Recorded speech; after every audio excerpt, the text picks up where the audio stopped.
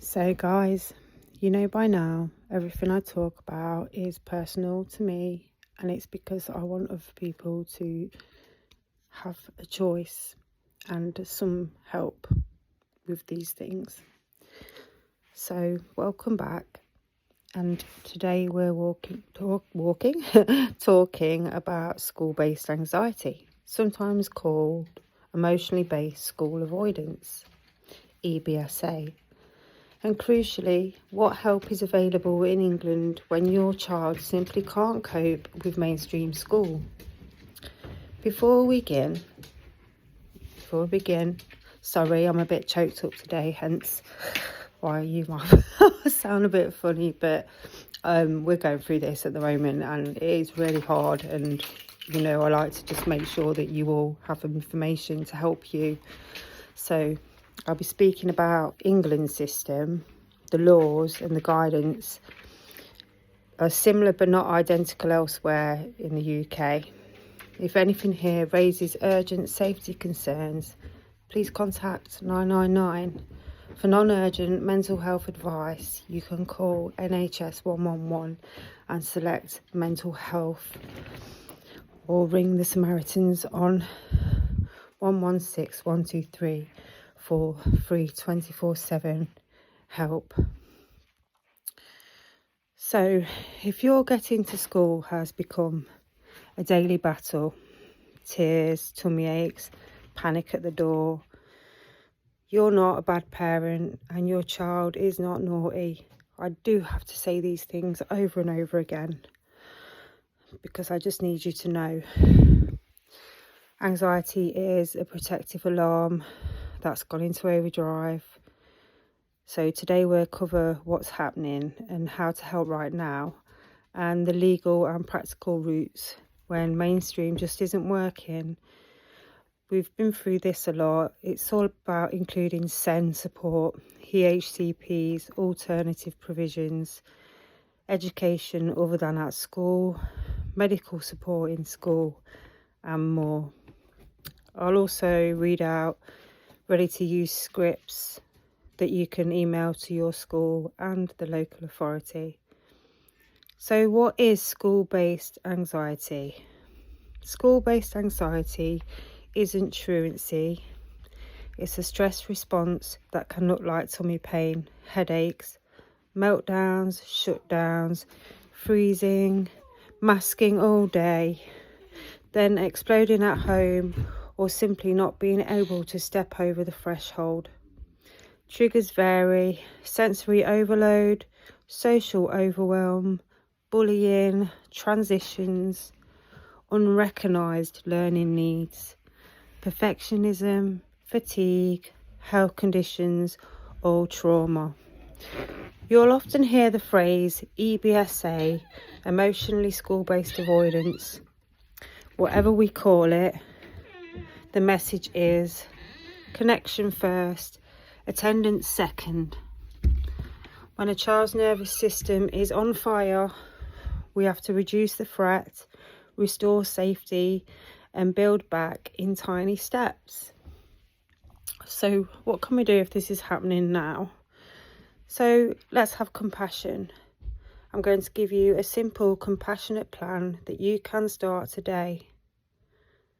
First of all, press pause on the battle at the door. Forcing a child will backfire.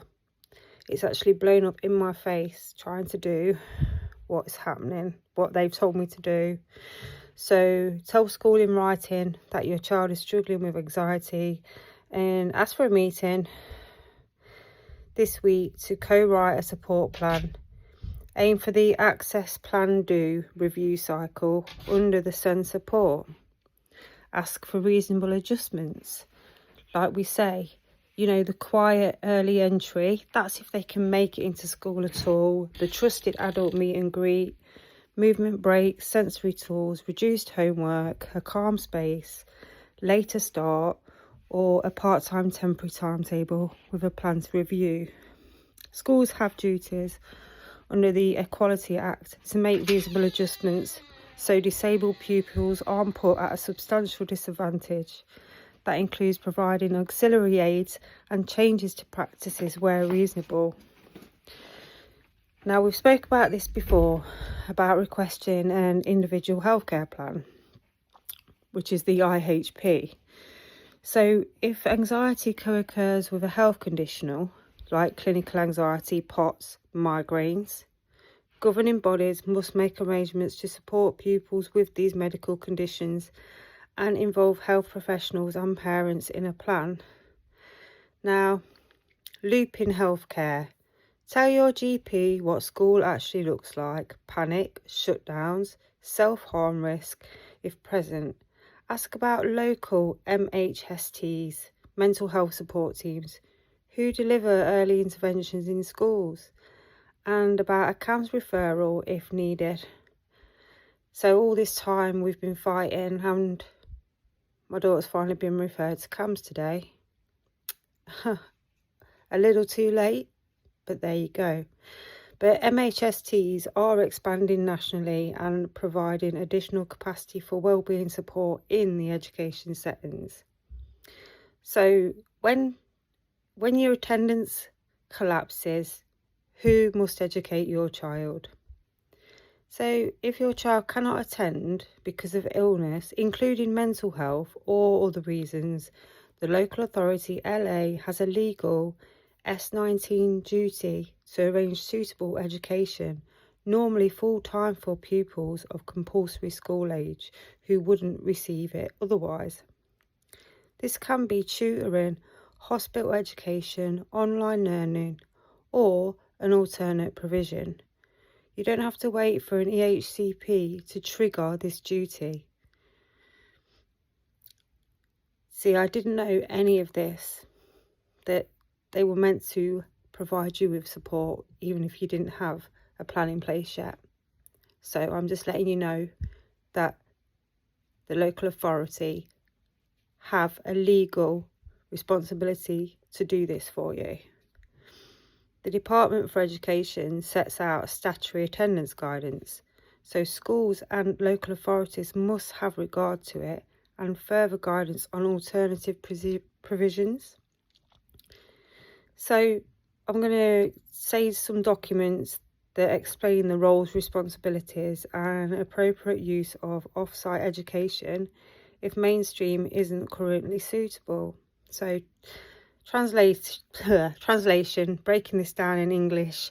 If your child is off for weeks with school-based anxiety, the LA should not leave them with no education. Put the duty in writing. I'll even give you the words you can use. So let's say send support vs ECHPs vs education other than at school, EATOS, when mainstream isn't right. So send support happens in school without an EHCP. They identify needs, plan support, do it, review it, repeat. If needs are significant and long-term, ask the local authority for an EHC needs assessment. You can apply directly as a parent. I've tried. Believe me, I've tried. And they just don't seem to want to help. The school has tried and they do not want to help. But I'm telling you now, go for it and tell them why you need it, why your child's needs are not being met at school because they can't even attend school.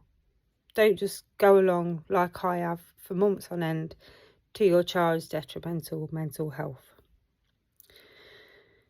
So you ask the LA for an EH needs assessment. Like I said, you can apply for this yourself directly. If an EHCP is issued, then the local authority has an absolute duty to secure all provision in Section F of the plan, and the named school must admit. So where school placement itself is the problem, sensory environment, safety or lack of suitable provision, there is a route called education other than at school. Under S61 of the Children and Families Act, a local authority may arrange education outside school where it's inappropriate for provision to be made in a school typically set out in an EHCP. So if your child can't attend school, get this done and get this sorted. Do not keep pushing them and pushing them and pushing them. Learn from my mistakes. Sometimes the bridge is alternative provision. So you can have short or long-term placements, hospitals, schools, PRUs or online packages arranged by the LA or school. Updated Department of Education guidance explains how AP should be used and monitored to meet a child's needs and keep them learning. So this is why it's so important that you make sure that there's something in place before it gets too late. School can offer part-time timetables, flexi school and reduced offer. That is if your school is willing to do that. Part-time timetables can be short-term, time-limited tool where support is built with a clear plan to increase hours and regular reviews. The child should never be used to park a child. If anxiety is clinically significant, build a graded exposure plan. Start with arrive and leave, then arrive and stay 10 minutes, and so on. Always at the child's pace and with adjustments. If none of this is appropriate, use child-led education. Some children do not thrive in school. Flexi schooling is being registered at school still, but educated part-time at home. It depends on the head teacher agreement, and it's not right if school is unsafe or unworkable. Consider the education other than at home via an ECHP or an alternative provision via S19 while their needs are being assessed. Practical support inside school. So here are concrete supports that you need to request. Arrival adaptations, whatever that looks like. Environment, anything that is going to help. Seating changes, low stimulus area, noise reducing headphones, visual schedules. In these instances, your child needs to be leading with what they can do. Like teaching and assessment, chunk tasks, extended time, reduced homework, oral instead of written responses. Regulation breaks, so they can move, have outside time, sensory diets, safe adult and base, a named person and a calm room, pastoral and safeguarding, anti-bullying actions, peer support and check-ins. For exams, consider access arrangements, e.g. rest breaks, a smaller room where evidence supports that need. Healthcare in school via an individual healthcare plan needs to set out the triggers, the strategies, the medication and the crisis steps as per statutory guidance. When you're being told there's nothing they can do, there usually is something. When they say they can't make adjustments, school have a legal duty to make reasonable adjustments for disabled pupils under the Equality Act to avoid a disadvantage. We can't educate off-site. The local authority has an S19 duty to arrange suitable education when a child cannot attend. Asks for the local authority's alternate provision or education for children with medical needs pathway. Wait until we finish our strategies. You can request an EHC needs assessment at any time. There's no requirement to exhaust waves of support first if needs are significant. See the SEND code of practice.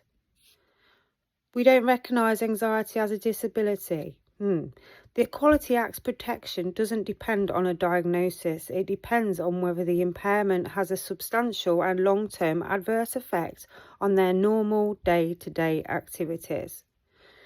So, I always give you letters and email scripts that you can read out and send. So, put in the subject, urgent education and support for your child's name, anxiety and non-attendance. Write to the head teacher and the SENCO. I'm writing record that My child, age so-and-so, is currently unable to attend due to significant anxiety symptoms. Outline that briefly. Please arrange an urgent meeting this week to co-produce a SEND support plan using the Assess, Plan, Do review cycle with reasonable adjustments and a graded reintegration plan in line with the statutory guidance on supporting pupils with medical conditions. I'm requesting an individual healthcare plan that includes triggers, strategies and emergency steps. Given your child's name cannot currently access school, please confirm what alternative provision will be arranged so they can receive suitable education under Section 19 of the Education Act 1996. Separately, I am making a request to the local authority for NEH needs assessment due to the significant and long-term impact on education and well-being. I will copy you into that request as part of the collating evidence. Kind regards, your name, contact details. When you're asking for a needs assessment, subject, formal request, EHC needs assessment for your child's name, date of birth. And this is what you send. Dear Local Authority SEND Team, under Section 36 of the Children and Families Act 2014, I am requesting an educational health and care needs assessment for my child with the name. They present with brief needs, put what they are, resulting in school-based anxiety and non-attendance. Please confirm receipt and the legal timescales for decision and completion of an assessment and plan. If an EHCP is issued, please note that any provision specified will be enforceable under Section 42. But if your child is not going to be able to make it to the school they're under, and it could be completely different in a specialist provision, yours sincerely, your name, address, contact details. So, while you're waiting for the needs assessment, this is what you ask for in between. Email and the subject, education, request for interim education for your child. Dear LA Alternative Provision, Medical Needs Service, whatever it is that you are applying to help in between, put your child's name, is currently unable to attend school due to health-related anxiety. Please arrange suitable education as required by Section 19 Education Act 1996 and confirm the start date, hours and format, tuition, online, setting, whatever. Enclose supporting evidence from school and GP. Kind regards, your name. You can show that they are not able to attend school. The local authority have to have something in place. So how do you rebuild at home? So daily rhythm and tiny wins. Because while systems grind into gear, your job is to stabilise the day. The morning plan is wake, food, movement, fresh air, short learning block, rest, another block, keep blocks tiny, 10 to 20 minutes, and celebrate completion, not perfection. Co-regulation first. I always say this. Your calm nervous system helps theirs. Slow breathing together or patterned tapping. Micro exposure.